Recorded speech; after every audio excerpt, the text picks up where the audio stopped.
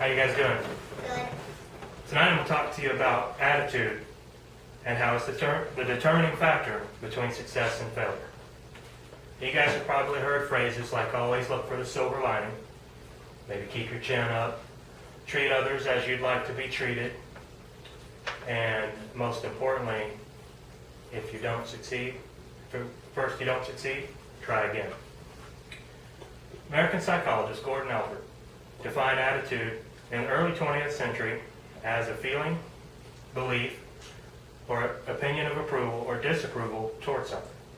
He said, behavior is an action or reaction that occurs in response to an event or external stimulus, like a thought.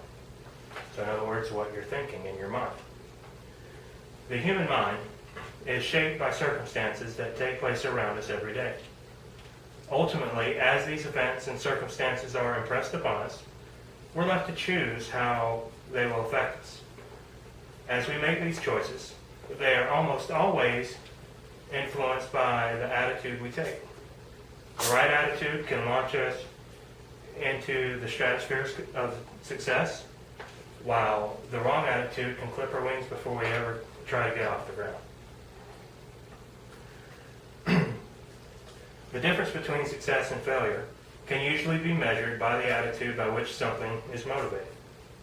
I feel that anyone can accomplish anything regardless of where they begin and regardless of circumstances, provided they have the proper motivation and, most importantly, the proper attitude.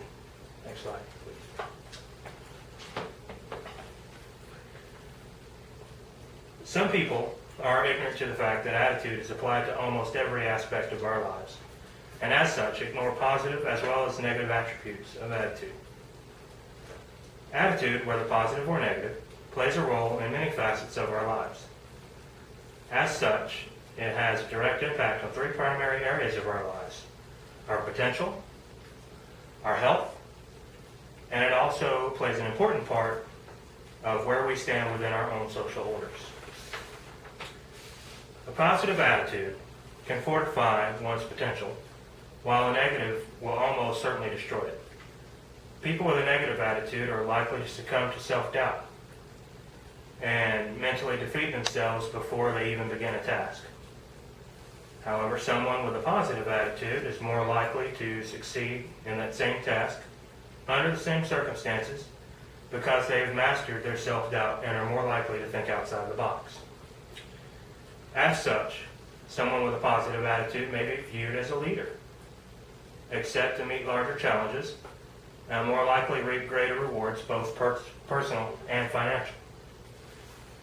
The next considerations are health implications of where our attitude resides. Those with a good attitude rarely have the same stress levels or the same kind of stress as someone with a negative attitude. They are often very productive, and as such usually eager to start a new day so that they can meet a new challenge. Often this type of person thrives on the pressures that new challenges offer. This is typically referred to as good stress. Conversely, those with a negative attitude usually dread new challenges as they often present high levels of stress. People with a negative attitude have usually already framed their mental parameters in self-doubt and have already made excuses for failure. For them, the only light at the end of the tunnel is the end of the day, where the highest expectations of themselves are their own. Next slide, please. Ronald Reagan said, "There are no constraints on the human mind. There are no walls around the human spirit. No barriers to our progress except those which we ourselves erect." And what he meant by that is the only limiting factor that we'll ever have is ourselves and our own attitudes.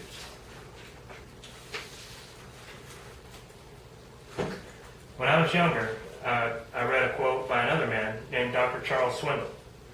And his quote said, "The longer I live, the more I'm convinced that 10% of life is 10% what happens to me and 90% how I react to it."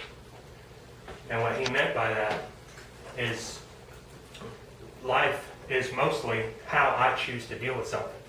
You can see in this pie chart that The big part is how I deal with something. The little part, such a minuscule little part, is what happens to me and how it happens. When in the early stages of any new challenge, it's easy to sabotage success by allowing doubt to enter the mind. It atrophies ideas and stuff that prepares us for failure. Some people begin a challenge with a good attitude. However, as the challenge continues, so does the potential for mistakes and setbacks. With these setbacks comes fatigue, frustration, and sometimes doubt. It's at this point that it's most critical to properly define these and not sum them up as failure. A mistake only becomes a failure when we lack the will to try again. As I read Charles Swindoll's quote when I was 16 or so, I figured at that point it would kind of become a part of it. I wove it into my inner being, if you will. And it's something that's I've always fallen back on, especially during some of my harder times. And having that as one of my core beliefs and core values, I came to believe that circumstance is relative, and outside influences, both positive and negative, only have the power that we give them. To me, this means that we are in control of the majority of the 90-10 equation by simply mastering our will. The only remaining variable is the attitude by which we choose to guide it. So just like here, any direction that you want to take, it's 100% up to you how you want to deal with it and how you want to get there. All that matters is that you have the right attitude.